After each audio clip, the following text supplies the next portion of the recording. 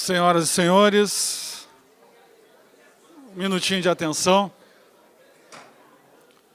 Pedir para que o público vá se acomodando e já pedindo aquele silêncio necessário à retomada dos trabalhos neste segundo momento da manhã de hoje. Como segundo momento de nossos trabalhos na manhã de hoje, teremos o tema Justiça em Números no âmbito da Justiça Militar. Serão painelistas o conselheiro do Conselho Nacional de Justiça, Dr. Valdetário Andrade Monteiro, e o estatístico do Conselho Nacional de Justiça, Igor Tadeu da Silva Viana Stemler, tendo como mediador Dr. Elias Grossman, da Pontifícia Universidade Católica. Convidamos de imediato painelistas e mediador a ocuparem lugar à mesa.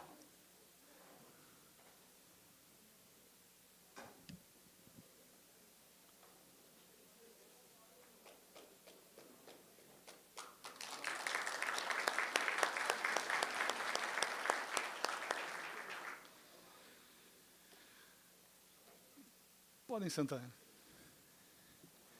Uma breve citação curricular dos participantes da mesa neste segundo momento da manhã de hoje. Por deferência do conselheiro Valdetário, resumiremos a duas únicas expressões do seu currículo. A pedido dele, conselheiro do Conselho Nacional de Justiça e ex-presidente da OAB Ceará. Já o colega da Justiça, Igor Tadeu Silva Viana Stemler, possui graduação em Estatística pela Universidade de Brasília, mestrando na área de Ciência de Dados pela Universidade de Brasília.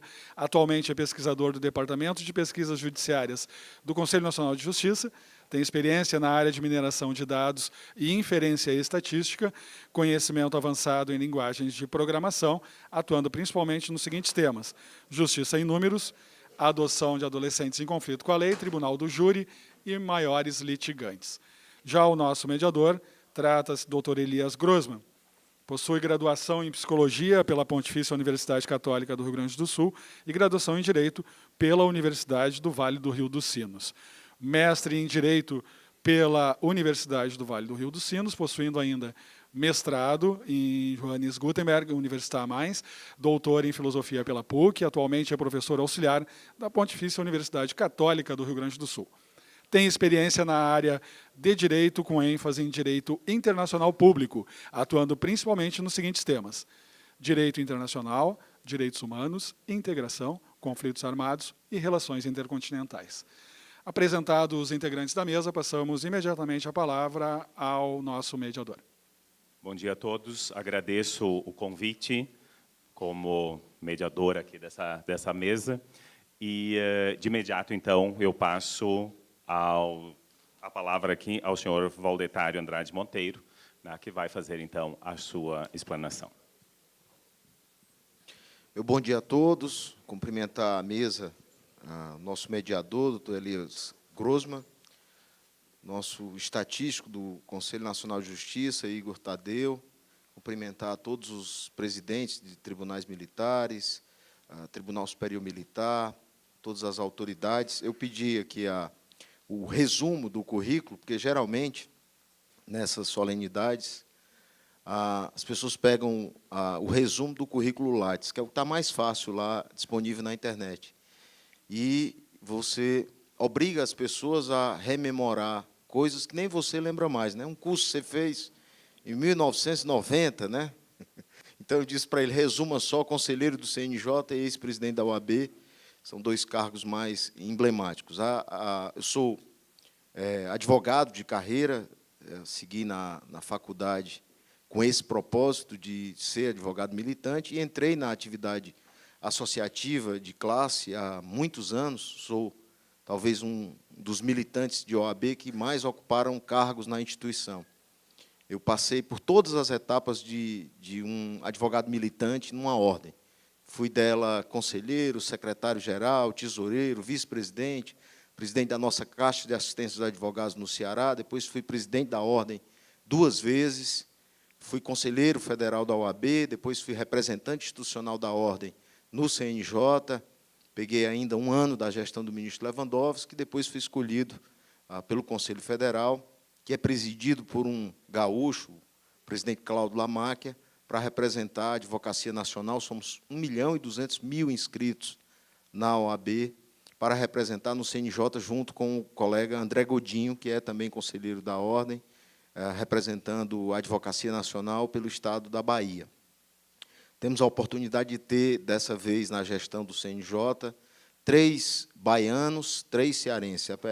Talvez, em todas as gestões do CNJ, desde 2005, o período em que nós tivemos mais nordestinos no CNJ. Geralmente eram do Sudeste, do Sul, enfim. E agora nós temos a oportunidade de ter uma representação do Nordeste. Eu tive a felicidade, no ano passado, de ficar no Justiça em Número, no Congresso de acomodação dos números, de ordenação dos números, de ficar com a Justiça Militar. A ministra Carmen nos convocou no 3º andar do Supremo Tribunal Federal para que nós definíssemos quais as justiças nós teríamos a responsabilidade de acompanhar o tratamento dos números para chegar à Justiça em Número no evento preparativo para o Congresso Nacional do Poder Judiciário.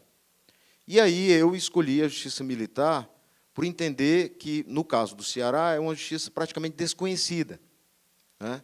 Então, justiça comum, já conheço bem, como presidente de ordem, nós vivenciamos o dia a dia da justiça comum, é lá onde tem mais demandas, é onde a advocacia tem um enfrentamento de prerrogativas profissionais muito grande. E justiça federal, de igual forma, justiça eleitoral também, mas a justiça militar ela passa aos olhos da população e de grande parte da advocacia nacional desapercebida. Eu fui um grande incentivador desse evento, o presidente está aqui, falou comigo por várias vezes no WhatsApp, por telefone, porque eu entendo que nós deveríamos dar mais luz à justiça militar como um elemento de controle e, principalmente, de levar à justiça.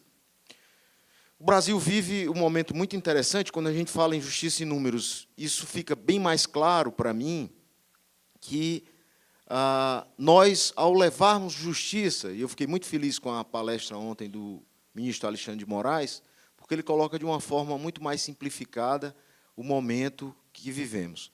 Nós vivemos um momento de exacerbada judicialização. No Ceará tem uma lenda que conta o seguinte, diz que o sujeito, em 1920, tinha uma pequena cidade no interior do Ceará chamada Cedro. O Elias Grossman talvez nunca tenha escutado falar dessa cidade, mas essa cidade tinha um posto da Refesa, a antiga Refesa, a companhia que administrava a linha férrea. E morreu o chaveiro da linha do trem. Aqui, 90% do povo que está aqui não sabe nem o que é isso.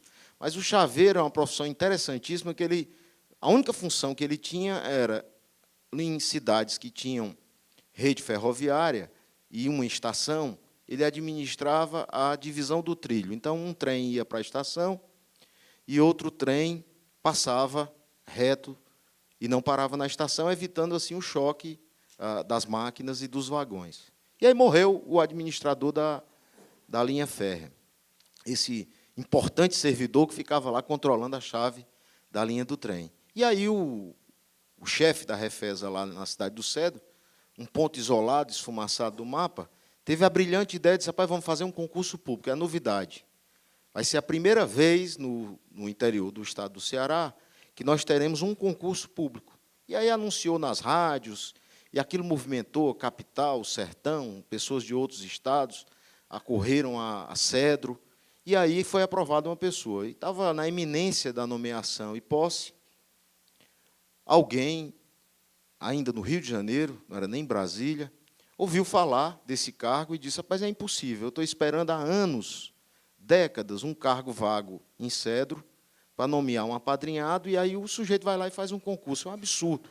E ligou para a cidade mais próxima, que era Juazeiro do Norte, mandando convocar o tal do chefe da linha férrea. O rapaz foi, senhor já de idade, chegando lá, encontrou com o telefone, já era uma novidade grande para a vida dele, e aí o deputado disse, olha, você tem 3 dias para acabar com o concurso, que eu vou nomear uma pessoa da minha confiança para ser o chaveiro da linha do ar, um negócio importantíssimo. E aí ele voltou para casa na estrada, triste, amargurado, poucos dias de se aposentar, disse, vou perder o emprego, porque eu vou ficar desmoralizado na minha cidade. E aí, primeira noite, segunda noite, na terceira noite ele acordou de manhã e disse, mulher, eu tenho uma saída. O concurso foi feito em uma única fase, uma fase escrita. Eu vou fazer uma prova oral. Já ouvi falar que existe isso, você interroga a pessoa oralmente. E mandou convocar o aprovado. O rapaz veio e ele disse, olha, nós vamos fazer uma prova oral. O rapaz disse, não, mas no edital do concurso, que é a norma editalícia, não há previsão de prova oral. Ele disse, não, mas existe a possibilidade de fazer, os juízes fazem, e um cargo tão importante como o chaveiro da linha do trem tem que fazer também. O rapaz disse, não, eu estudei muito, estou dedicado e obstinado a passar no concurso, eu vou fazer a prova. E aí ele disse, são poucas perguntas, eu vou fazer agora. A primeira, você saiu de casa, chegou na linha do trem, vem um trem de um lado, um trem do outro, e você está na chave. Você pegou na chave, choveu à noite, e a chave emperrou, quebrou. O que é que você faz? Ele disse, olha, eu estudei nos livros, eu pego uma bandeira com uma mão, uma bandeira com outra mão, faço a sinalização, aviso para o trem SOS de um lado, aviso para o trem SOS do outro, e o trem para. Aí ele disse, está difícil. Você saiu de casa apressado, o horário do trem, 7 horas em ponto, esqueceu as bandeiras. O que é que você faz? Ele disse, não, eu tiro a camisa, rasgo em 2 pedaços, faço uma bandeira, sinalizo de um lado, sinalizo do outro, o trem para. Ele disse, mas você saiu apressado de casa e esqueceu a camisa. Ele disse, doutor, aí eu tiro a calça, a cueca, a meia, o que eu tiver, faço uma bandeira. Ele disse, está difícil. Você estava em casa, tomando banho, e Maria gritou, João, corre que está dando a hora aqui, você saiu nu. Chegou lá, chave quebrada. O que é que você faz? Aí ele disse, doutor, aí eu vou em casa chamar Maria. E aí o chefe da linha férrea disse, mas chamar Maria? Para quê? Se eu vou em casa e digo, Maria, vamos ver 2 trens se esbagaçar, porque o homem não quer que tenha jeito, não. Então, a nossa sociedade, essa pequena crônica caricata que eu faço, como bom cearense que sou, para demonstrar para vocês que há pessoas que nos colocam em situações, e o Brasil é useiro e vezeiro em viver isso, em que as pessoas, ao invés de procurarem soluções, elas procuram dificuldades para impedir a solução, para, a partir da não-solução, darem aquela que bem entendem, darem o destino que bem querem, e fazerem as pessoas entender que aquilo está correto. Nós, como formadores de opinião, nós, como pessoas que tiveram o privilégio de estudar um pouco mais, num país de tantos desfazeres na educação, nós temos a obrigação de nos reunirmos, de, sempre que pudermos, encontrarmos soluções para os problemas. Na justiça militar, Igor, me parece um pouco isso. A justiça militar, ela surge como um elemento de pacificação social. Quando você vai aprofundar a justiça em números, quando você passa a conhecer um pouco mais o funcionamento da justiça militar, falava com o presidente hoje, nós temos processos aqui de apelação julgados em tempo recorde, que a justiça comum talvez não saiba nem como conseguiria julgar com essa facilidade. Nós temos um caso emblemático, que é o caso do Rio de Janeiro, sob intervenção militar, com sofridas baixas praticamente todos os dias, e você tem uma juíza militar, eu acho que está até aqui na plateia, e uma juíza auxiliar. E aí você tem só a titular, você tem a contribuição do Legislativo, que autorizou a intervenção, você tem a ação do Poder Executivo, mas você não tem uma demonstração do Poder Judiciário de que pode contribuir com a solução do litígio, que é um litígio permanente e que envolve toda uma população de um Estado. E isso passa uma mensagem para a população de inanição estatal, de falta de solução para o básico, né?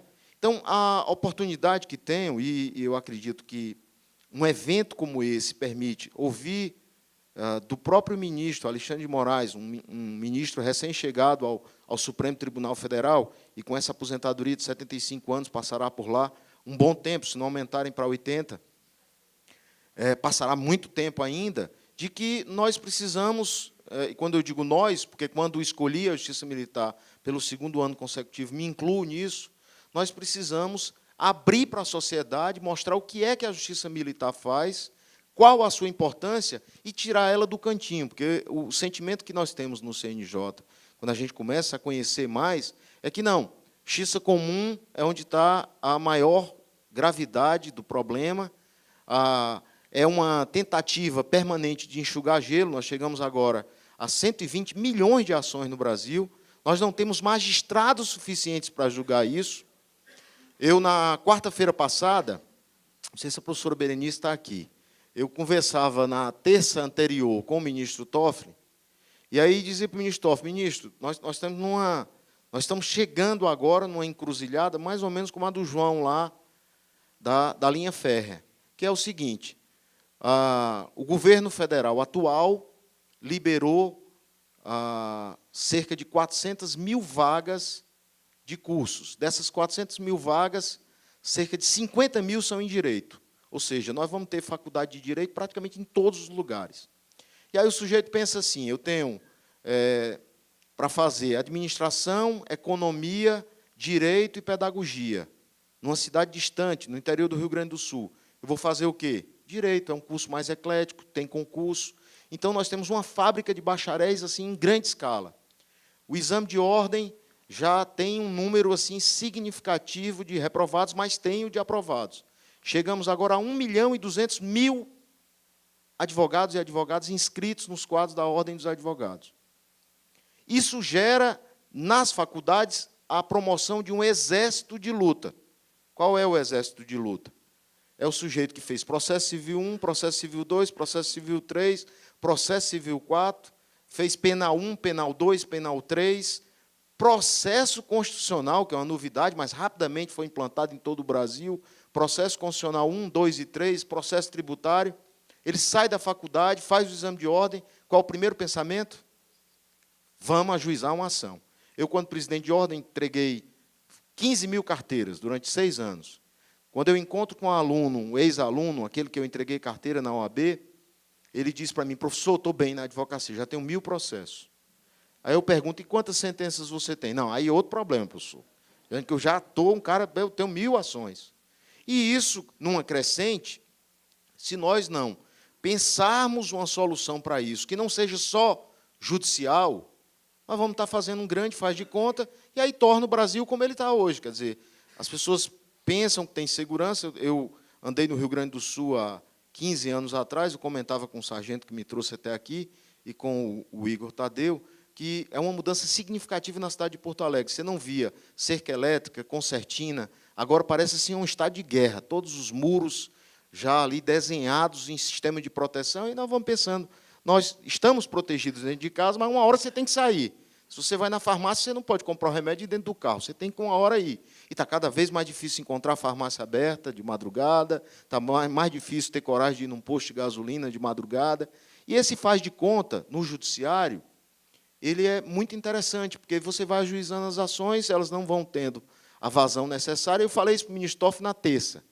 Quarta-feira, 7 dias atrás, nós já estávamos dentro da OAB, fazendo o primeiro seminário de aproximação institucional OAB-CNJ.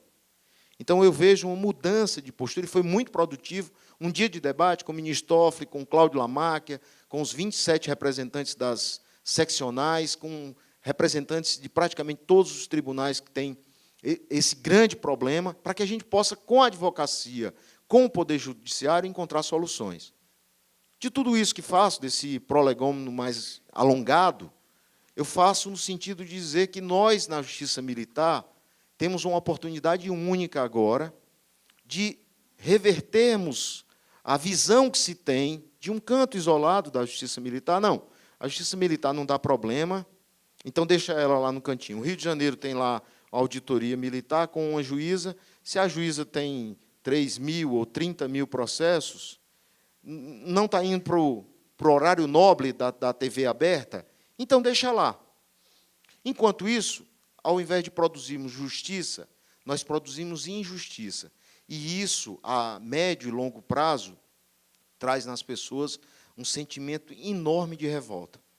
Se nós pararmos para pensar um pouco, aquele que responde a uma injustiça por 10 anos, ele é mais injustiçado do que aquele que nunca foi acusado e comete um delito.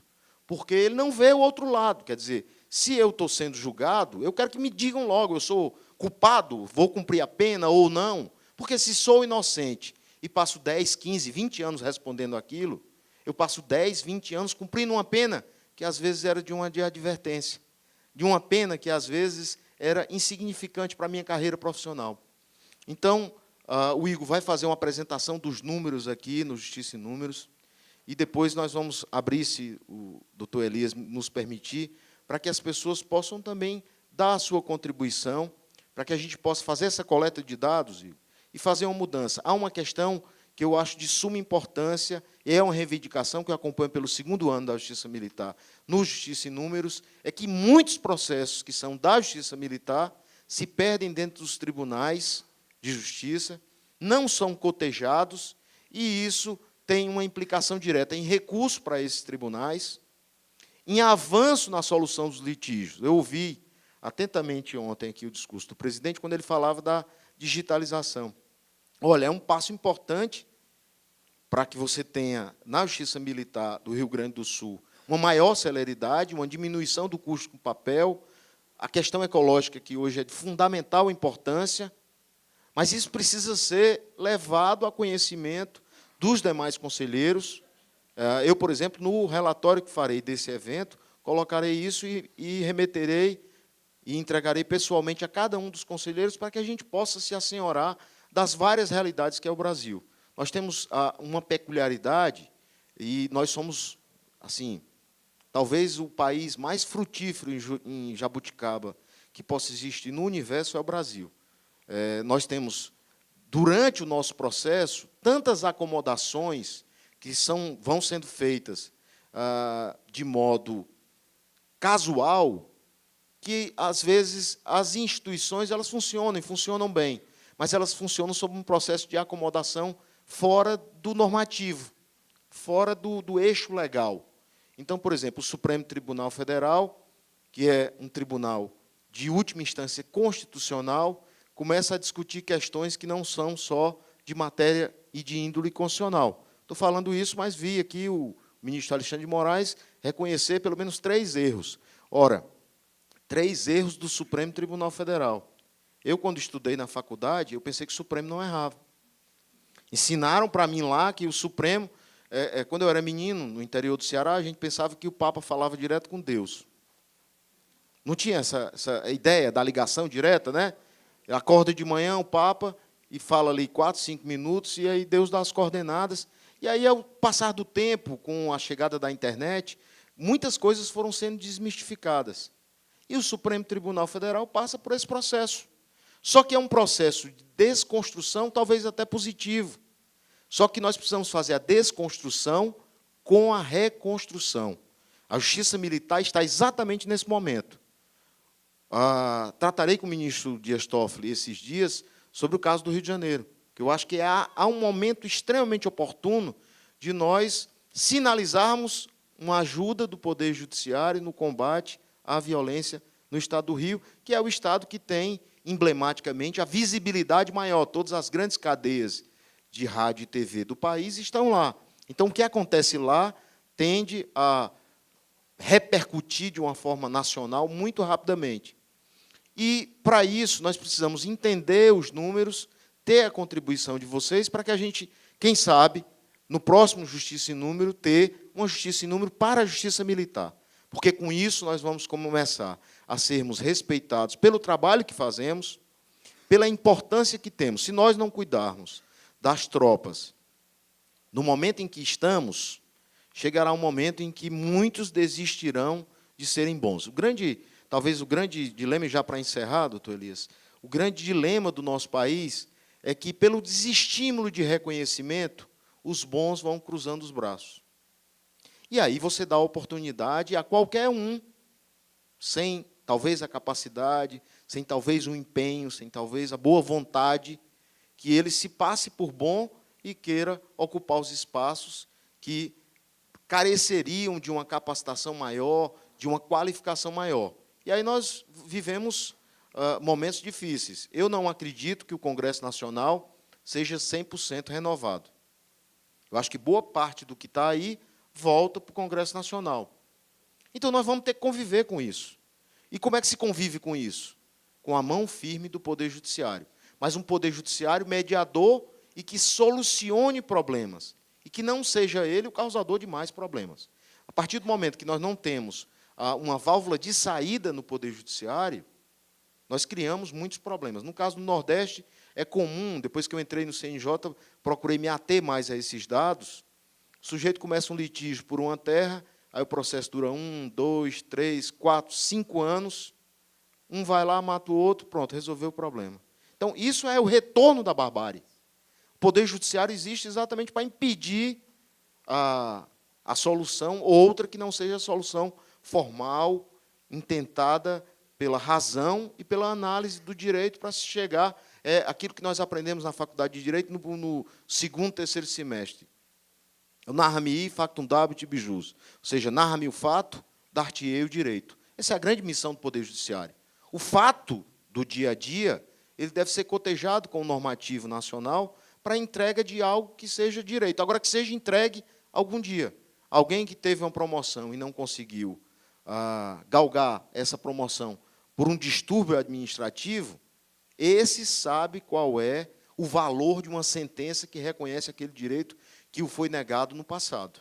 Aquele que foi acusado injustamente e que vê o final do processo e vê a sua inocência reconhecida para todos pelo Poder Judiciário, esse tem, com certeza, a sensação daquele sentimento mais lídimo de justiça. Aquele que não tem, ele é um causador de novos problemas, porque, com certeza, esse sujeito que matou o outro na briga de terra também vai responder o problema, vai implicar a própria família num processo de degradação, e aí vai gerar novos processos e novas formações de litígio sem uma solução concreta. Então, eu acredito que o Justiça em Números é um avanço, só para nós entendermos a importância do CNJ. O ministro Alexandre de Moraes tratou aqui ontem dos avanços da Constituição de 88, que agora, dia 5, completa 30 anos. Mas, se nós pararmos um pouco, e quem é professor de Direito Constitucional vai entender bem do que falo, nós vivemos uma gangorra há muitos anos. Nós começamos em 1824, com a Constituição Imperial, fomos para a Constituição Republicana em 91, depois tivemos uma Constituição getulista em 34, outra em 37, que sequer foi cumprida, acabou a Era Vargas, veio a Constituição de 46, para tornarmos república aquilo que não entendíamos mais republicano. Vem em 64, ditadura militar, com 67, uma nova Constituição, 69, uma nova Constituição, para chegarmos em 1988. Então, o país de dimensões continentais como o nosso, esse país ele não aguenta esse sobe e desce de constituições. Nós temos que nos acomodar com a que temos, e aí a Constituição ela colocou no artigo 5º, quando diz que todos são iguais perante a lei sem distinção de qualquer natureza, algo muito interessante. Ele diz lá no caput do artigo 5º, todos são iguais perante a lei sem distinção de qualquer natureza, podendo ir ao Poder Judiciário, no inciso 35, todos aqueles que entenderem que têm um direito diminuído, desgastado, impedido de uso. E aí nós tivemos, a partir de 5 de outubro de 1988, uma enxurrada de ações judiciais. Chegamos a 2004 e dissemos, olha, nós abrimos a porta do Poder Judiciário a todos, colocamos como cláusula pétrea no artigo 5º da Constituição, mas não conseguimos, a partir daí, entregar o objeto do desejo dessa população, que era a tutela jurisdicional. E aí veio a Emenda Constitucional 45, criando algo que parecia o óbvio, que é inserir no texto da Constituição que os processos deveriam ter uma razoável duração. E criou também a Emenda 45 um órgão de planejamento do Poder Judiciário. E, para planejar, a gente precisa retirar, excluir, expurgar todos os preconceitos. O que a Justiça Militar tem hoje no Justiça em Número é a necessidade de fazer esse expurgo de um olhar mais distante e fazer um olhar aproximado para que a gente possa trazer os números para uma realidade mais próxima e entender que, com essa massa, e que nós vamos precisar ir praticamente dobrar a quantidade de militares no Brasil para um combate efetivo da violência. Isso, para mim, é algo concreto. Ou nós vamos dobrar e fazer um enfrentamento real da violência, ou então nós vamos ficar cada vez mais reféns dessa violência. E para ter esse número maior de militares, nós vamos ter que ter uma justiça militar firme, forte, ombreada com a sociedade, para que a tropa sinta a necessidade de cumprir a lei. Essa história de ou na lei ou na marra, num Estado democrático de direito, não funciona. É na lei ou na lei. Dura lex, sed lex, ou seja, aonde a lei deve chegar, que chegue, e chegue com o sentido de fazer justiça. Portanto, é com esse sentimento de cooperação que toco lá o Justiça em Números e me coloco aqui à disposição dos senhores. O Igor vai apresentar os números para que a gente possa bater um papo no final e conseguir avançar na melhoria da qualidade dos números apresentados no Justiça em Número. Muito obrigado.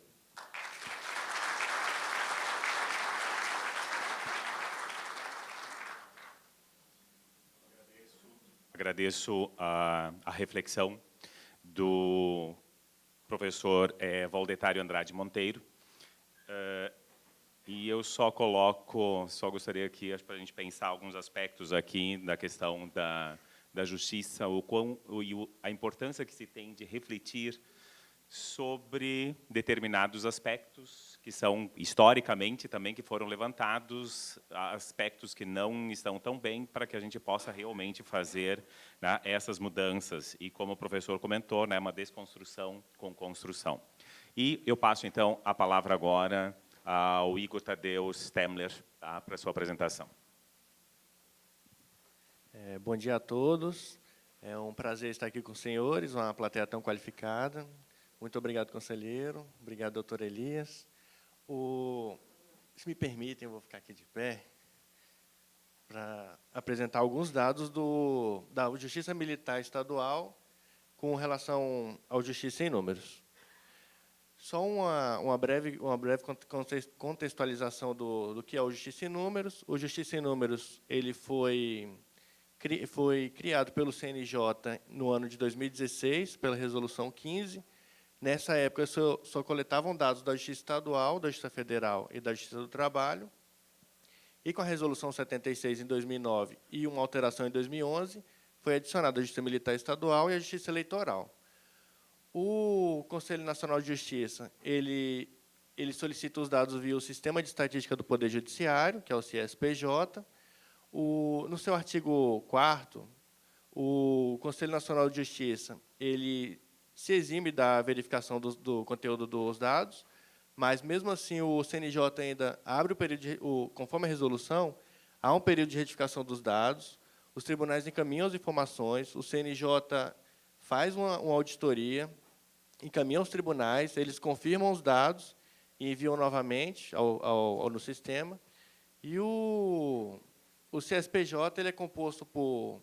Ele é subdividido. Ele tem dados de insumos, dotações, grau de utilização, litigiosidade, recorribilidade, acesso à justiça. Nós já estamos na 12ª edição do Justiça em Números. O primeiro relatório foi foi em 2006, que soltou o relatório de 2005, e em agosto saíram os dados do ano de 2018 com os dados de 2017. Com relação à Justiça Militar Estadual, o anexo ele é dividido em insumos, dotações e grau de utilização, ou seja, temos dados de recursos financeiros, recursos humanos e recursos físicos, litigiosidade do primeiro grau e do segundo grau, tem acesso à justiça, tem o tempo do processo, tanto o tempo total do processo quanto o tempo do segundo grau e o tempo no primeiro grau, e os casos novos por classe e assunto, tanto no segundo quanto no primeiro grau. Com relação às despesas, 91% do gasto da Justiça Militar Estadual é com recursos humanos, mas esse é um padrão de todo o judiciário. O grande gasto realmente é com recursos humanos. E com outras despesas, tipo investimento e outras despesas correntes, foi gasto 12,4 milhões. Esse gasto ele vem quase que se mantendo ao longo dos anos, e lembrando que, quando a gente compara a série histórica de despesa, o gasto ele é deflacionado, ou seja, a gente tem a correção da inflação pelo IPCA. Então, o gasto meio que se manteve conforme a inflação do período. E o gasto com recursos humanos ele variou entre 83% da despesa total até quase 94% no ano passado. Esse ano é mais ou menos cerca de 92% do total gasto é com pessoal.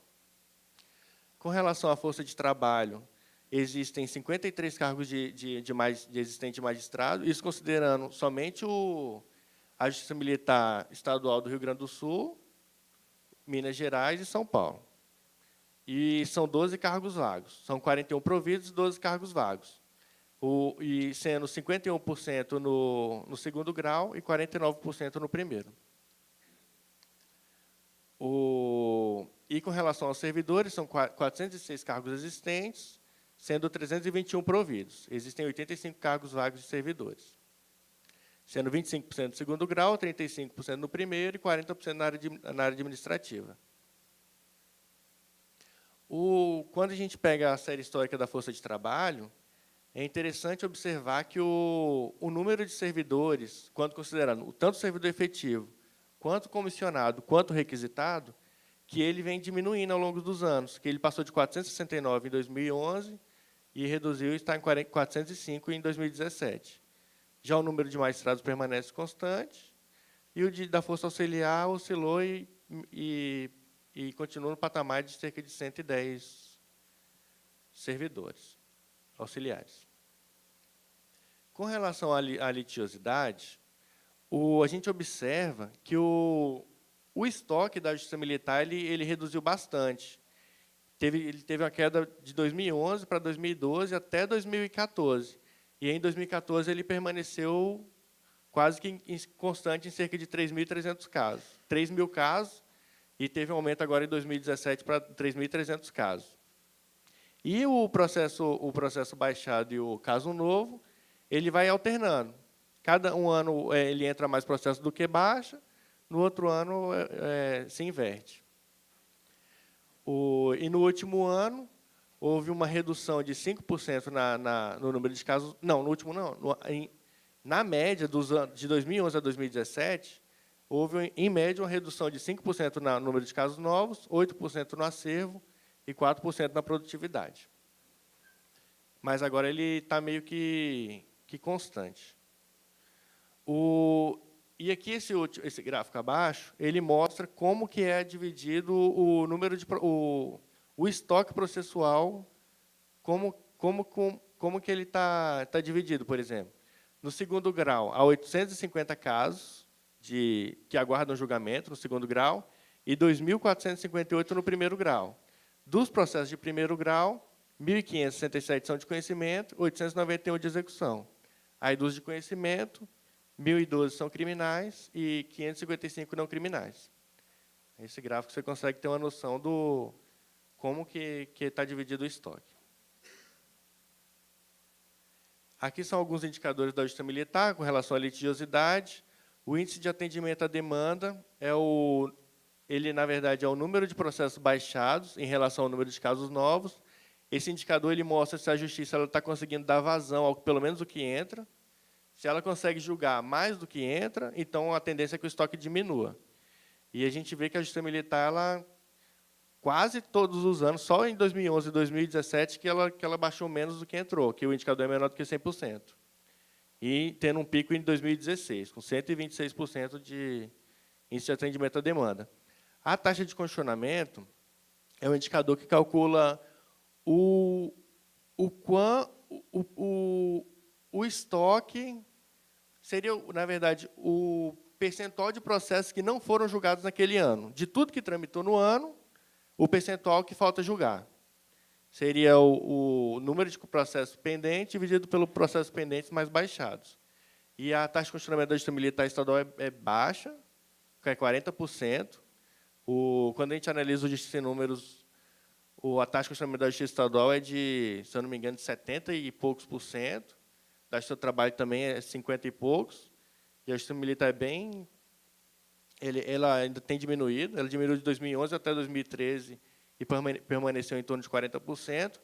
E o índice de processos eletrônicos, a gente vê que, até 2014, praticamente nenhum processo ingressava eletronicamente. Em 2015, subiu para 13,7%, alcançando o patamar de 34% em 2017.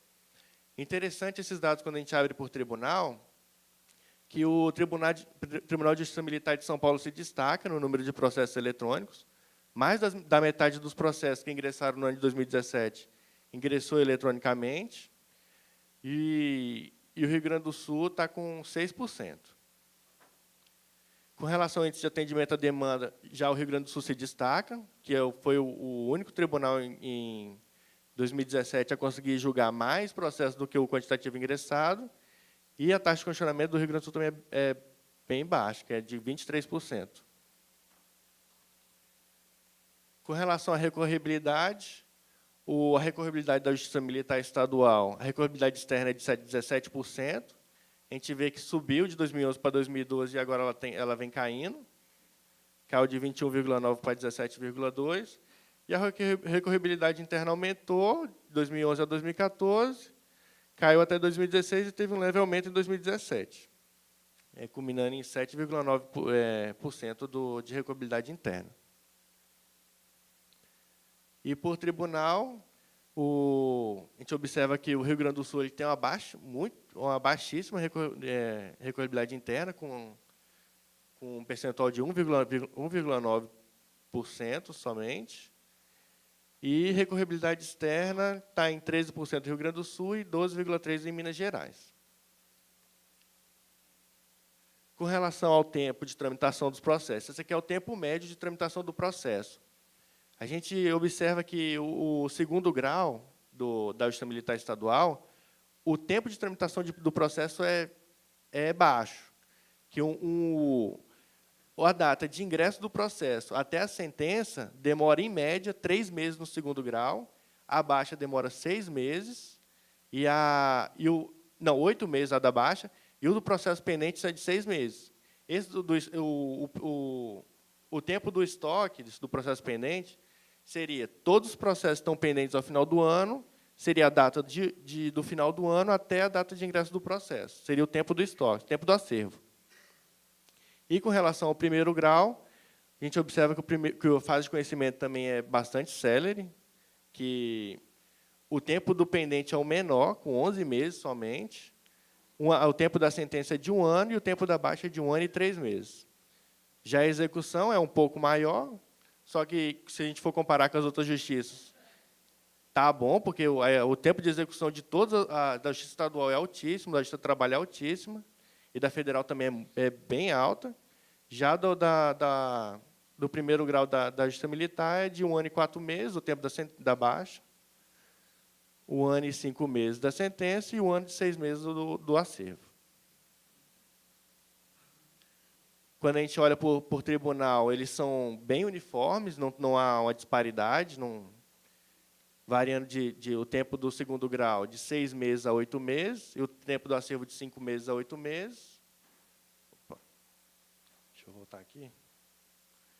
E, no primeiro grau, já há uma oscilação maior, variando de 6 meses, o tempo do acervo em São Paulo, a 1 ano e 6 meses, que também é considerado baixo. E o tempo da baixa de 7 meses a 2 anos.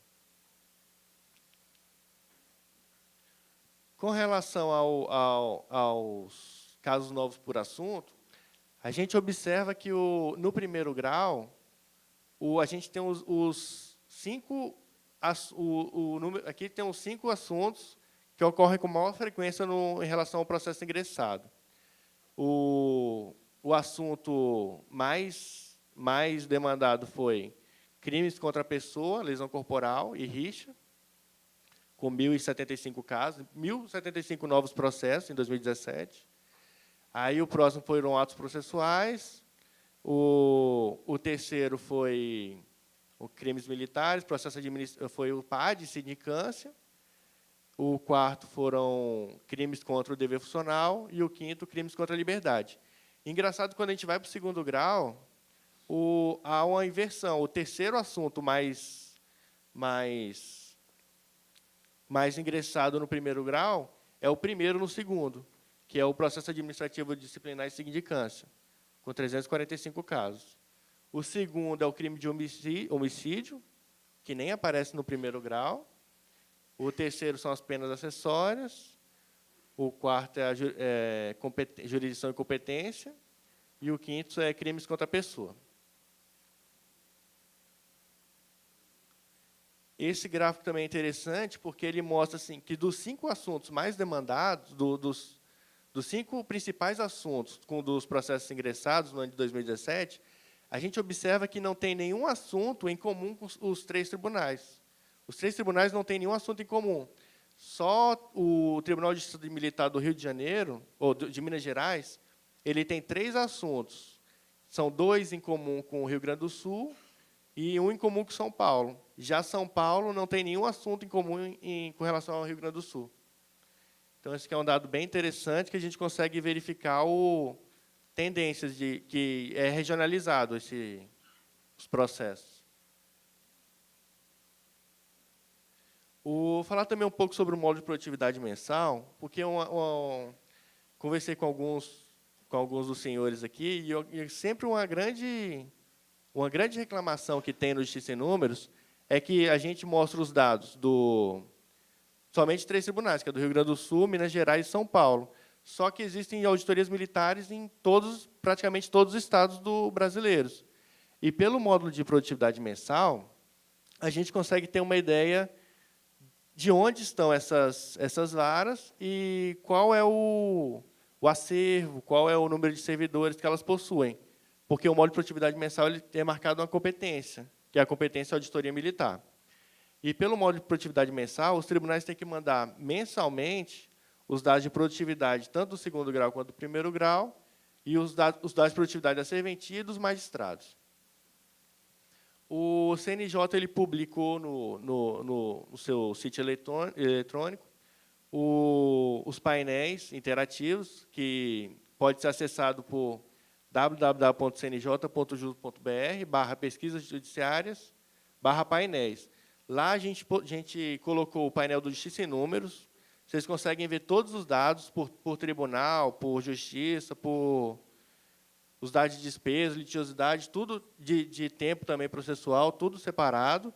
Tem o painel do módulo de produtividade mensal. Tem o painel novo que é de violência doméstica, que a gente colocou, foi em agosto, se eu não me engano. E o dado de demandas repetitivas, são os processos sobrestados, que muitas vezes aguardam julgamento.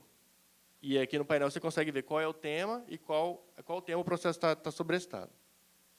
Então, eu vou falar um pouco sobre o módulo de produtividade mensal, que ele é dividido. Ele possui painéis que você consegue verificar a localidade das unidades judiciárias, você consegue verificar a produtividade das serventias, você coloca a serventia, ele sai todos os dados, número de casos novos, casos pendentes, processos baixados e todos os indicadores, índice de atendimento à demanda, taxa de questionamento, entre outros. E tem a produtividade dos magistrados também, que é a mesma coisa. Você consegue colocar o nome de um magistrado e lá vem todas as varas que ele está vinculado e qual a produtividade dele em cada vara. O número de sentenças com mérito, sentenças sem mérito, entre outros. Aqui eu fiz um filtro com as auditorias militares. Aqui a gente consegue verificar que são... Aqui o módulo ele trouxe, são 19 varas exclusivas de auditoria militar. Não, exclusiva não, desculpa, porque tem a competência de auditoria militar. Porque, por exemplo, Acre e Roraima, ela é a segunda vara que ela acumula tanto a auditoria militar quanto o tribunal do júri. Aí aqui eu trouxe até uma lista delas para vocês observarem e como elas estão espalhadas no mapa.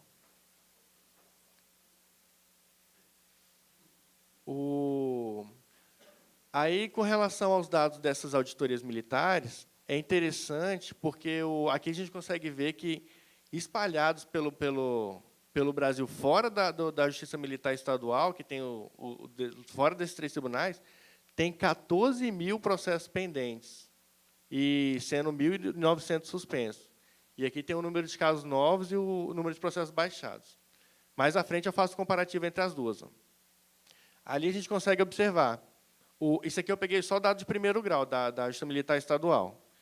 Que, por exemplo, enquanto a Justiça Militar Estadual, esses 3 estados, eles possuem 13 unidades judiciárias, os outros estados eles possuem 19 unidades judiciárias. É certinho, um em cada estado. E as 13 varas da Justiça Militar Estadual, elas possuíam 2.188 processos baixados no ano de 2017, e as demais varas da Justiça Estadual possuem 4.253 processos. E é interessante observar que é uma diferença de cerca de 1.600 processos, não, 2.100 processos. Já quando a gente olha o número de processos pendentes, enquanto que na Justiça Militar Estadual o número de processos pendentes está em cerca de 2.300, 2.400 processos, na Justiça Estadual, as varas exclusivas da Justiça Estadual, o número de processos pendentes está na casa de 7.700. Por isso que dá essa distorção na taxa de questionamento de primeiro grau, quando a gente compara as duas. Quando a gente compara a taxa de questionamento da Justiça Militar Estadual, dos 3 estados, é em torno de 52%, só no primeiro grau. Quando a gente analisa das outras varas que estão na justiça comum, a taxa de questionamento sobe para 64%. Em todos os anos, a diferença é significativa.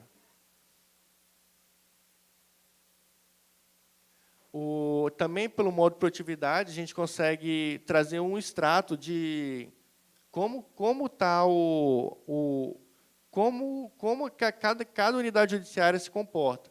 Por exemplo, aqui eu trouxe para vocês cada unidade judiciária da Justiça Militar Estadual, e aqui com a taxa de questionamento calculada no ano de 2017. E a gente vê que varia bastante, varia de taxa de questionamento de 25% até 67%.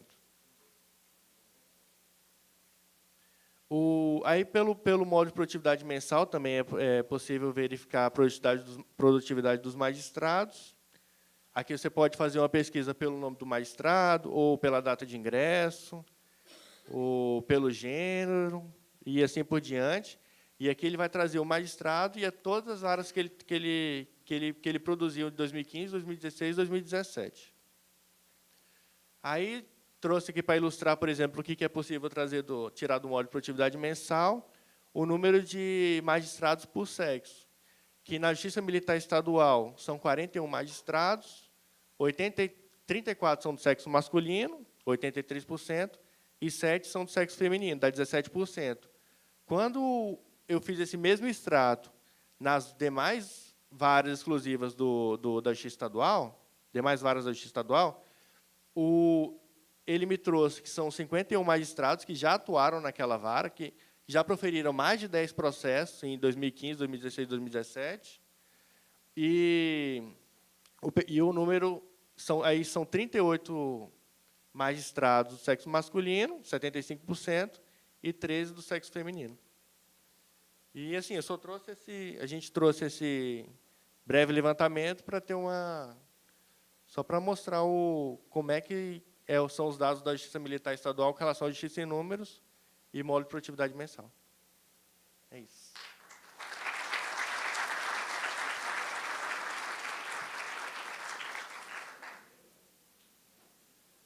Agradecemos, então, ao Dr. Igor pela apresentação. Eu não sei se temos tempo aqui para abrir. 10 minutos, então. Bom dia a todos. Meu nome é Alan, sou promotor de justiça em Cuiabá, Mato Grosso. Cumprimento a mesa, com a excelência das informações passadas. Na verdade, a minha indagação é uma inquietação para a ponderação. Professor Galvão, nossos cumprimentos. Nós tivemos recentemente editado pelo Conselho Nacional do Ministério Público a famigerada Resolução 181, que prevê o acordo de não persecução penal. E nós vemos aí os números estarrecedores, 1.200.000 ações. E nesse momento em que se preocupa com essa atuação não demandista, o Conselho Nacional do Ministério Público, ao meu ver, dá um passo importante nessa elaboração da resolução. Basicamente, para aqueles que não a conhecem, para as infrações penais que não ultrapassem a 4 anos, o Ministério Público pode elaborar um acordo com o acusado na presença do seu advogado, né? E essa ação, assim, ao nosso sentido, eu queria especialmente ver o posicionamento do eminente conselheiro, foi fustigada por 2 ADINs, uma da OAB e uma salvo engano, da AMB, que, ao meu sentir, com bons olhos, não houve o deferimento de liminar pelo Supremo Tribunal Federal, mas ela vista justamente isso, naquelas infrações que inquietam menos o tecido social.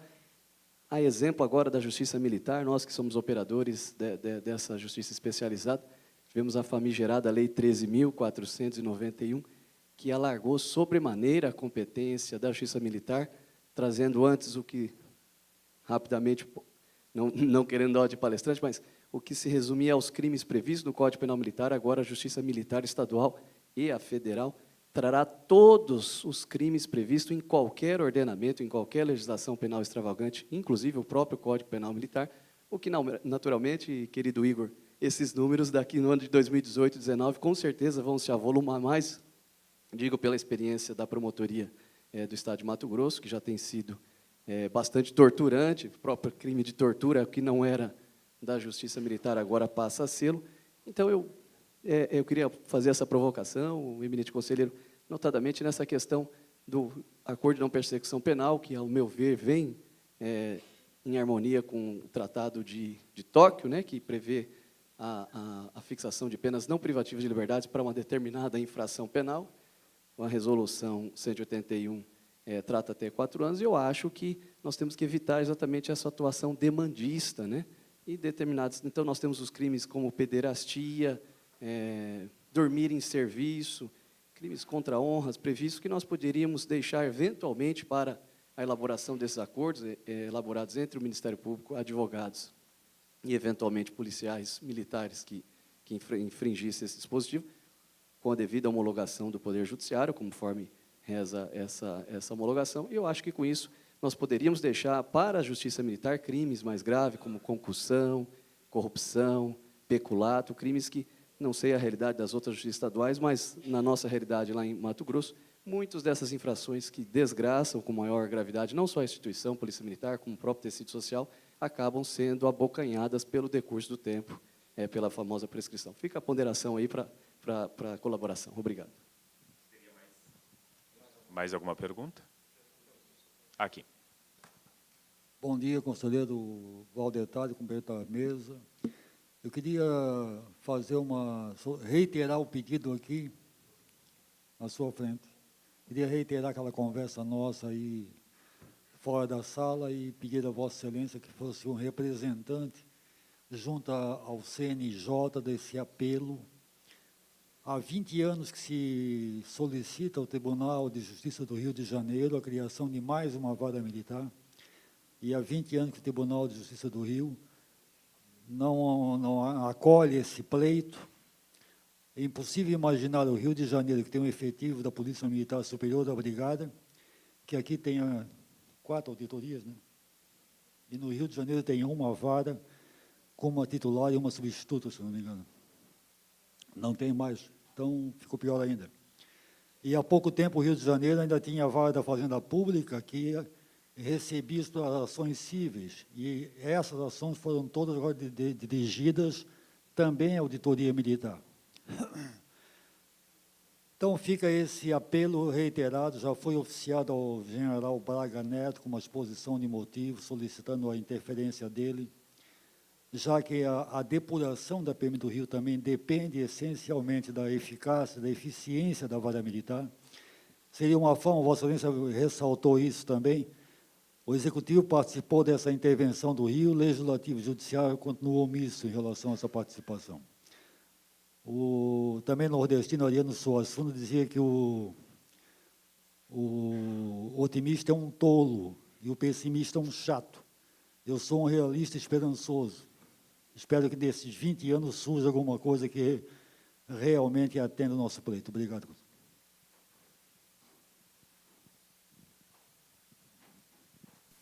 Bom dia a todos os senhores e senhoras, especialmente cumprimentar, né, e agradecer a presença do conselheiro Valdetar e dos demais participantes aqui desse plenário. Eu tenho acompanhado Justiça em Números desde 2014, pelo Tribunal de Justiça Militar do Rio Grande do Sul, e, de fato, esse é um momento que Vossa Excelência, conselheiro, e aqui também quero fazer justiça ao conselheiro alemão do Espírito Santo, também casualmente representante da Ordem dos Advogados do Brasil no Conselho, né, que tem feito, nos ajudado muito lá no debate, né, Fernanda, testemunha disso, nessa questão. Porque, por exemplo, quando o Igor, né, apresenta o número de 850 casos no segundo grau, ele está se referindo aos 3 estados que têm tribunal. Ou seja, os demais estados da federação não estão no cômputo da justiça, do Justiça em Número. Então, talvez aqui um processo que a gente possa sugerir que seja a criação do Justiça em Número Militar. Porque os nossos recursos, eles vão para o STJ ou para o STF. Os recursos, por exemplo, das auditorias militares da União, eles vão para o STM. Então, essas questões nós precisamos abrir, nós precisamos clarear, nós precisamos mostrar para a sociedade, porque a política do CNJ, de fato, é de transparência extrema, né? E até os números, né, dos serventuários, dos magistrados, etc. Então, eu queria só agradecer essa oportunidade, parabenizar o tribunal pela essa iniciativa, obviamente, e também o CNJ, né? Porque, de fato, a fala do conselheiro traz uma reflexão importante, ou seja, o Poder Judiciário, em especial, né, na questão do Rio de Janeiro, a juíza a doutora Ana Paula está aqui, tem sido bastante demonstrado isso, o Executivo e o Legislativo já deram uma resposta, e o Judiciário está devendo, né? Então, acho que seria importante, por meio do CNJ, e Vossa Excelência sabe disso, a gente fez essa manifestação, esse diálogo, mas, enfim, propor que o Justiça em Número consiga, né, talvez, identificar questões específicas da Justiça Militar para poder propiciar, digamos assim, lealdade, né, aos números que são existentes, tanto em questões de processo, produtividade, as questões da resolução de valorização do primeiro grau, né, por exemplo, que isso não aparece, não tem como aparecer isso, porque não está o dado específico, né? Enquanto nós queremos valorizar o primeiro grau, incentivar até as questões orçamentárias, isso não aparece porque os processos não são tão reais assim. Então, era isso que eu queria colocar, agradeço a atenção e a oportunidade. Muito obrigado. Okay. Agradecemos, doutor Valdetar, acho que o senhor responde e depois, se o professor também quiser, encerramento. Bom, eu, como bom cearense que sou, otimista também, eu sou canceriano e torcedor do Ceará, então tenho que ser otimista sempre. São poucas pessoas no mundo que dormem e acordam sem saber se vão cair ou se vão subir. São esses os torcedores do Ceará. Nós já dormimos fora da zona de rebaixamento e acordamos na zona e não entendemos nem como é que isso aconteceu. Mas aconteceu. Então, tem que ser otimista permanentemente. O Brasil é o clássico caso de instituições de cobertores curtos, né? Quando você cobre a cabeça, os pés ficam padecendo de frio. Quando você cobre os pés, prejudica o raciocínio. Eu digo isso porque a tentativa do Ministério Público, no CNMP, ao editar a resolução, é diminuir essa judicialização. Nós tivemos, na presidência do ministro Lewandowski, um avanço muito grande nas audiências de custódia. Mas, tanto num caso como no outro, nós esbarramos num problema operacional. Então, para o cidadão comum, para a população comum, que não entende direito, você falar em audiência de custódia parece uma aberração jurídica. Por um caso bem simples, o sujeito, eu tenho um caso lá no Ceará, e como disse aqui, sou um homem de ordem, vivi no movimento de ordem, praticamente a minha advocacia toda, então eu sou bastante demandado. Com o WhatsApp virou praticamente uma ouvidoria eterna daqueles que eu convivi e eu tenho a obrigação de dar atenção, eleito que fui inúmeras vezes.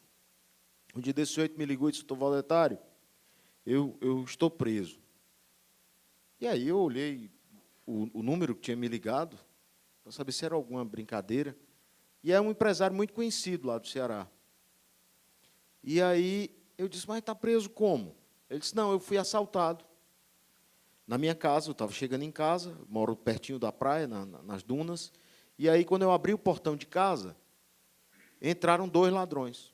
E aí eu me vi dentro de casa, preso, e aí me renderam, levaram para a sala, e o meu filho estava no quarto, fazendo o que os adolescentes adoram, que é surfando na tal da internet. E aí, quando começou o barulho do assalto, os assaltantes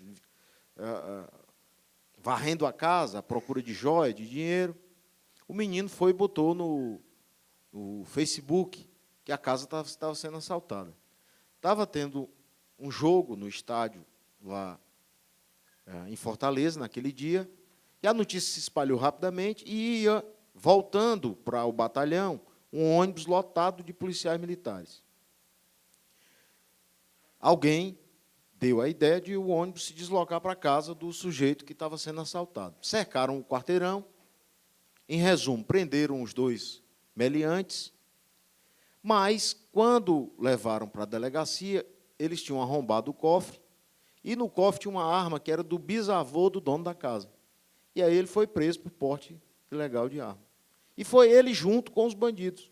No outro carro, obviamente, tiveram o bom senso de levá-lo no outro carro. E aí ele disse: rapaz, Valdetário, eu fui assaltado, me deram uma coronhada, a minha esposa foi obrigada a ficar deitada no chão, eu fui agredido e eu fui preso junto com os bandidos, por uma arma que estava lá no cofre e eu nem lembrava mais que aquela arma existia. Mas, realmente, a arma não tinha registro. E aí eu fui à delegacia, conversei com a delegada, se resolveu lá na madrugada. Mas, para esse cidadão comum, nunca, durante a vida dele, você vai conseguir explicar que ele foi assaltado, que ele trabalha de 7 da manhã, e eu conheço, às 11 da noite, gera no estado do Ceará 12 mil empregos, e ele foi preso junto com os assaltantes. Mas ele não chegou a ir para a cela, ficou na sala da delegada. Mas são situações como essas, caricatas, mas que demonstram muito a sensação do cidadão comum. Eu, quando estudante, doutor Elias, eu morei na residência universitária, a Universidade Federal do Ceará. Sou do interior do estado do Ceará. E nós não éramos assaltáveis. A pessoa vai dizer: como é que a pessoa não pode ser assaltável? Porque eu andava com a carteira de identidade, a carteira de estudante, e o dinheirinho da passagem. Então, você ficava na parada do ônibus, chegasse um assaltante, ele ia levar o quê? Nada. Hoje, todo mundo é assaltável, porque todo mundo tem um celular. Ou a maioria esmagadora da população, a gente pode até não ter o que comer, mas tem um celular para olhar o WhatsApp. E aí ele é assaltado na parada do ônibus, vai todo mundo para a delegacia fazer boletim de ocorrência, e na leva vem o ladrão que já estava assaltando em outra parada. Aí, o que é que ele vê no outro dia, nos milhares de programas de violência que nós temos na TV brasileira? Na audiência de custódia, o ladrão saiu. E ele, coitado, com um carnê, ainda com 12 parcelas para pagar daquele celular. Então, nós vivemos essa dicotomia, nesse momento, em relação à solução não litigiosa de conflito e o dia a dia de uma população. Você compra um carro para pagar em 60 meses, no 2º mês foi assaltado. Estava se organizando com a mulher e os meninos para fazer o seguro, mas não conseguiu chegar ainda. Aí levam o carro e o carnezão fica. Você explicar a audiência de custódia para essa pessoa é praticamente impossível. Então, isso não deve diminuir em nada o avanço das audiências de custódia, isso não deve diminuir em nada o avanço das composições com a participação do Ministério Público, com a participação da advocacia, mas isso traz para a população, para o cidadão médio, até para nós, profissionais do direito, um sentimento de não entendimento. A polícia prende e o Estado juiz solta. Mas, se nós levássemos todos, dado do CNJ, 61% dos inquéritos estão em abertos. Ou seja, a cada 10 pessoas que mataram para roubar, 6 estão na rua e não tem nem registro. Então, essa tamanha dificuldade que nós agora temos consciência dela, porque a violência está batendo na nossa porta, ela esbarra também no conceito do Poder Judiciário. Então, nós temos que enfrentar o mecanismo, é aqui o meu compromisso de conversar com o ministro Dias Toffoli, levar essa demanda diretamente a ele, é exatamente no sentido de fazer um processo de valorização de uma magistrada, mulher, que não deve ser fácil ter uma vara no Rio de Janeiro, com todas as peculiaridades, especificidades que tem a tramitação de processo envolvendo os militares. Você tem casa, uma hora você tem que ir para casa, dormir, uma hora você tem que levar filho na escola, e o receio do que pode acontecer. Quando você tem mais gente, você dilui mais essa responsabilidade. Você propicia um processo de autoproteção. Eu não sou só. Eu tenho mais 3 varas aqui, tem 3 juízes, nós já podemos aqui ter um sistema maior de proteção. Isso funciona até para o profissional da segurança isolado, né? Eu li no Folha de São Paulo, na semana passada, que a esmagadora maioria dos policiais no Rio de Janeiro saem sem farda, levam a farda numa sacola, porque tem medo de sair de casa fardado. Quer dizer, ou seja, é o Estado prisioneiro. Eu sou agente de segurança e sou prisioneiro da insegurança. Então, isso, para o promotor de justiça, para o operador do direito, para o advogado, é um estado, eu diria, quase de calamidade, o estado que nós vivemos. E isso, a eleição presidencial, reflete muito isso. Esse sentimento da população de não ver uma luz no fim do túnel. Essa luz há. As instituições funcionam e funcionam bem. Agora, nós precisamos tentar colacionar às soluções medidas práticas que tenham um reflexo direto na vida da pessoa. A coisa mais comum que existe no dia a dia, quando você observa os relatórios policiais, é a reincidência, ou seja, o sujeito não cometeu só um delito, ele cometeu um delito, foi para a audiência de custódia, saiu de lá na calçada, já levou a arma do policial que estava fazendo a guarnição. Isso existe, isso é realidade. Então, nós precisamos ter a parcimônia e a tranquilidade e, principalmente, o equilíbrio institucional de entender que nós precisamos ter, sim, a audiência de custódia, mas nós precisamos também, no caso das reincidências, ter medidas duras. Não se vai resolver o problema do Brasil passando a mão na cabeça de ninguém, seja pequeno, grande ou médio. É esse, eu acho que o grande entendimento que o país tem que fazer, o grande pacto social que nós temos que fazer para fazer uma mudança. E eu, assim, não quero me alongar muito, mas como professor universitário, dei aula muitos anos na graduação, muitos anos no cursinho, e hoje saí da graduação porque não aguento o volume de horas aula, mas o professor ele vai se desestimulando pela falta de respeito, pela falta de compreensão do aluno de que o professor exerce ali uma função que precisa, obrigatoriamente, de ter um cuidado maior, um respeito maior. Se não se respeita o professor, se não se respeita o policial, se não se respeita a autoridade, eu não estou falando de autoritarismo, estou falando de autoridade. Menino pequeno no interior do Ceará, que nasceu da década de 90 para trás, o pai não precisava bater, só precisava dar uma olhada. Então, aquele lançar de olhar, então, um promotor de justiça, ele, ao lançar o olhar para uma prefeitura que está fazendo uma coisa errada, com certeza, o movimento dentro da prefeitura naquela manhã será totalmente diferente. Nós precisamos resgatar isso para as forças de segurança. Quando dá um comando, ter o comando. E quem não quiser respeitar, vai preso. Essa é a saída. Então, as soluções, elas passam por um nível de dificuldade, porque nós não temos aonde prender. No caso do Ceará, o sistema está saturado. Eu nunca advoguei na área penal, sempre fui tributarista, sempre trabalhei na área empresarial. Mas, como presidente de ordem, tive que vivenciar a realidade dos presídios, visitando vários presídios. No lugar que cabia 20, cheguei a ver, pasmem os senhores e senhoras, 60. E fazia um revezamento para dormir. Então, isso é uma jaula que nós estamos colocando um bicho, mas um bicho extremamente feroz. Aquele sujeito que passou 60 dias ali, revezando dormida, né? Ou seja, dormem uns, aí levantam os outros, aí dormem, ele sai preparado para tudo. E se a sociedade não está preparada para isso, aí dá o que nós estamos vivendo. Então, é um momento realmente delicado em que as soluções alternativas, digamos assim, de soluções de litígios, elas têm que ser feitas, mas nós temos que, na outra ponta, cuidar da solução material, ou seja, ter local para acomodar esse pessoal e colocar para trabalhar. É outro fator também que me parece visivelmente gritante no Brasil. É você ter milhões de pessoas dormitando, sem nada fazer, e aí a gente não pode obrigar, porque a Constituição de 88 diz que não pode obrigar, mas, enquanto isso, nós estamos preparando monstros para nos engolir.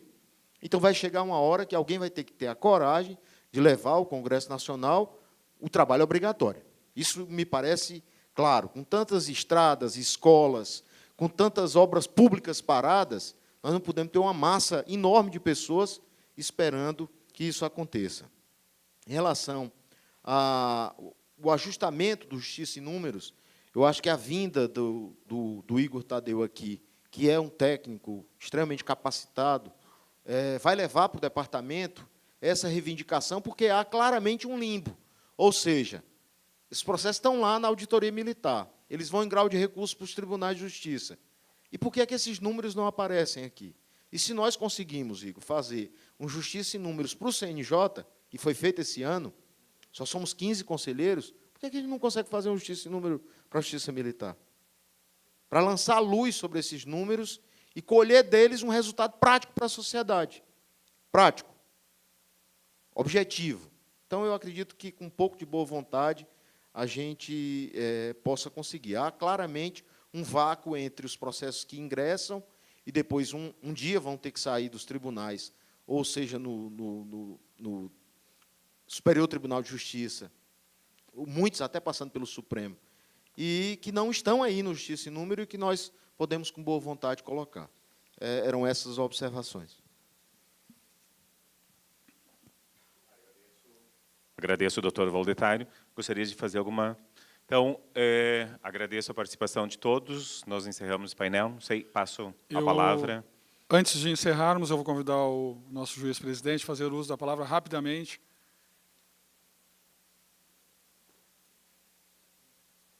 Senhores, faço o adiantado da hora e já cumprimentando a todos, né, por essa jornada aqui do primeiro turno, nos reservando para o segundo turno mais um pouquinho de energia, cumprimentando a mesa. Eu só queria fazer algumas considerações, se os senhores me permitem, rapidamente. Primeiro, com relação à Justiça e Número, o conselheiro Valdetário expressou bem, a gente até tinha conversado antes ali. Enfim, quero dizer também que, na condição de presidente do tribunal, emiti um documento lá para o CNJ, recentemente, sugerindo isso aí, né, que eu acho que é importante para que se dê visibilidade a toda a justiça militar, que se faça um bloco, né, um livro ali, com todos os dados da justiça militar. Eu acho que seria importante, eu acho que é um anseio também de Minas e São Paulo. Aí. Também dizer para os senhores, reafirmar, né, eu vi os números ali que o senhor colocou ali, que nós estamos com um baixo número de processos eletrônicos, isso se deve a uma questão que nós gerenciamos aí, com PJE, e agora mudando para o EPROC, e os senhores podem ter certeza que, na virada do ano, nós vamos estar com 100% dos nossos processos eletrônicos. E, aliás, já saudando, mais uma vez, a Brigada Militar aqui presente, o Corpo de Bombeiros, informar para os senhores também que a Brigada está com o projeto pronto, muito bom, onde foi apresentado para nós, lá no QG da Brigada, do IPM virtual. Né, vai ser uma revolução na questão do inquérito, que eles estão concluindo, e ontem já emitiram o primeiro inquérito virtual. E nós, a partir do dia 7 de janeiro, não mais receberemos inquéritos e sindicância, enfim, da Brigada Militar e do Corpo de Bombeiros de forma papel. Vai ser tudo virtualizado, e, enfim, então, por isso que eu digo que nós, a partir da virada do ano, estaremos com 100% do nosso processo. Eu também gostaria de colocar mais duas questões aqui rápidas, né?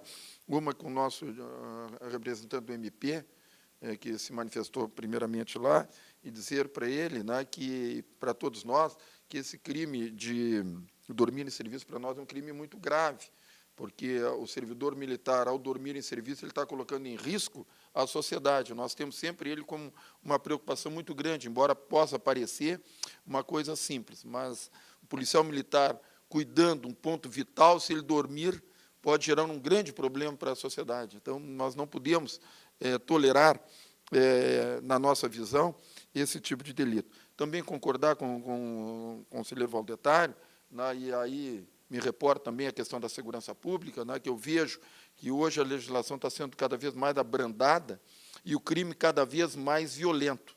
Essa conta não está fechando, a sociedade não suporta mais isso aí. Isso o conselheiro falou do celular, de tantas outras coisas que a gente vê. Hoje as pessoas não conseguem mais sair na rua, as casas estão tudo cercadas, etc., etc., etc., e a polícia é desprestigiada. Isso é um cuidado, né, que nós vamos ter que ter aí em breve, sob pena de entrar no caos, se é que já não estamos. Eram essas minhas considerações. Muito obrigado. Pode ficar aqui, presidente, por favor, que já vou chamar para a entrega dos... Aproveitando a presença do nosso presidente aqui no palco, e para que a gente possa fazer a entrega de 3 homenagens ao nosso mediador e aos 2 painelistas, eu vou convidar a subir ao palco o nosso juiz vice-presidente decano da Corte, juiz militar Antônio Carlos Maciel Rodrigues, e vou convidar o desembargador Getúlio a subir a presidente da AMAGEM, Associação dos Magistrados de Justiças Militares Estaduais, a fazer a entrega das homenagens aos nossos painelistas. O presidente faz questão de chamar, representando também o 1º grau das diversas unidades da federação que estão aqui, o juiz Paulo Tadeu Rodrigues Rosa, da 2ª Auditoria da Justiça Militar Estadual de Minas Gerais.